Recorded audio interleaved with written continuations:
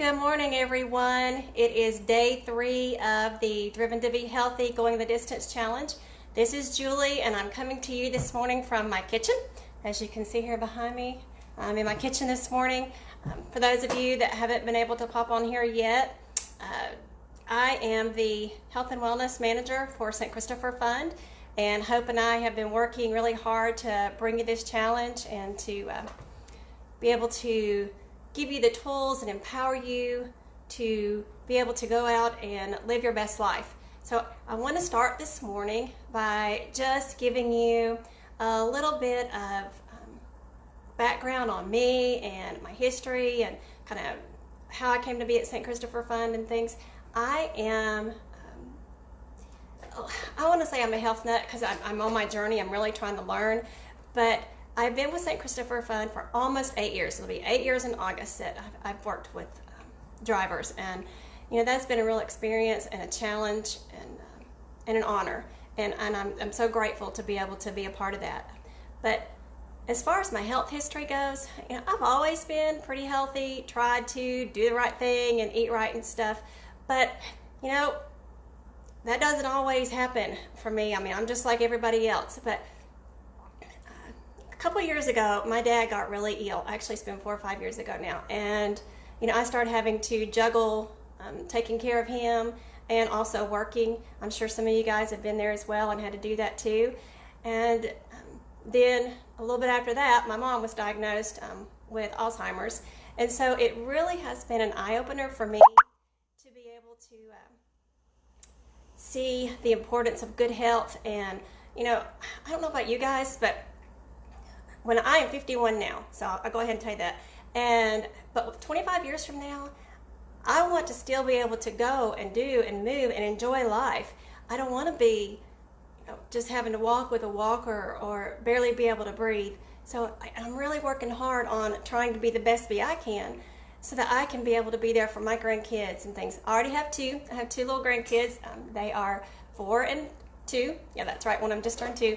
So I want to be there for them as they get older. Good morning, Brian. Thanks for watching.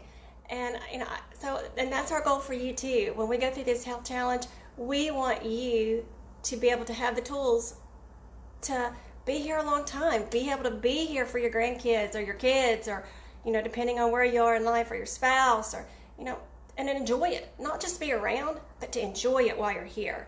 I know that's my goal. So with all that being said, I want to share with you guys a little bit about the why we're supposed to eat fruits and the why we're supposed to eat vegetables.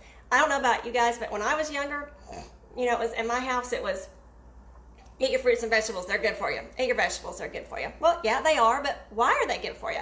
And so that's what I want to tell you about today. In your fruits and in your vegetables, you have vitamins and you have minerals that you can't get anywhere else. Now, you can get some of them in a vitamin, which that's a whole other topic, and we can talk on vitamins later if you want to, but you can't get them anywhere else.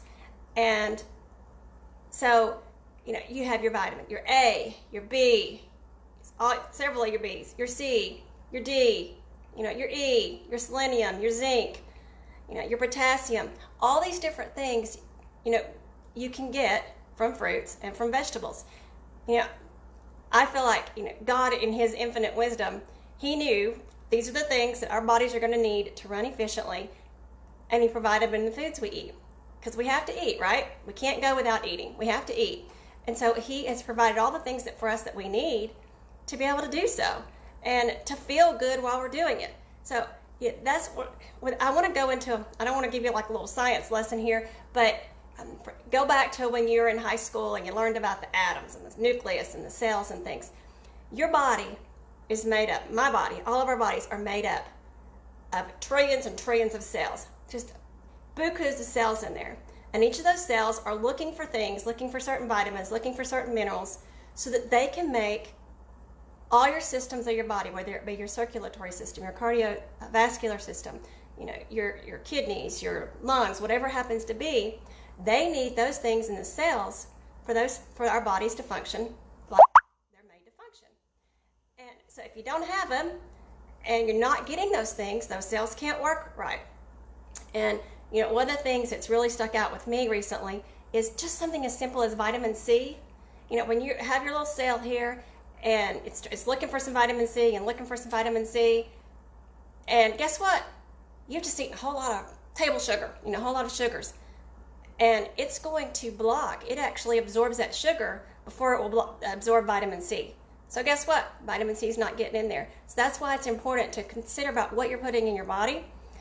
That's just a little sideline there on the sugar thing. But anyway, so it is really important that you think about, okay, I'm eating these foods. Why am I eating these foods? You're eating them because you want to feel better. And I can't stress that enough. You want to feel better. And you know, one of the things that I learned a while back, and I thought it was interesting to share with you guys, I don't know if any of you guys have heard of osteoporosis. That's when your bones start to look kind of like Swiss cheese, and they kind of break down. And it's when, I think it's when 60% of your bones have gotten the little holes in them is when you're classified as having osteoporosis. But what it is, your bones are made of minerals. They're just made up of minerals. And if you aren't intaking the minerals that your body needs through, you know, your vitamins or through your food, your vegetables or your fruits, if you're not taking in minerals, then your body says, oh, I gotta have these to survive and to make it. So it pulls it from your bones. It literally will pull the minerals from your bones to take what it needs for your body. So then you end up, and that's not the only reason, don't get me wrong, that's not the only reason you can get osteoporosis, but it is one of the reasons. So, you know, think about that too. If you're thinking, you know, is this really that important? Yeah, do you really not want bones to break and be brittle? You know, when you get older. So yeah, definitely you want to be able to do that and, you know, to have those minerals in there. You know, some of the things that just eating some fruits, eating some vegetables each day, and we'll talk a little bit more about each one in detail, but eating a little bit of those each day, it can help your blood pressure, it can lower your blood pressure, it can help you with your risk of cardiovascular disease, it can help you with vision, you know, being able to retain your vision longer and reduce your risk of vision loss. It can help with diabetes. We have seen so many people that were either diabetic or pre-diabetic that have turned themselves around just through changes in their diet. It is that important. So you can do it, guys. I know you can. I know that you can be able to, you know, work hard and get the things that you need for your bodies.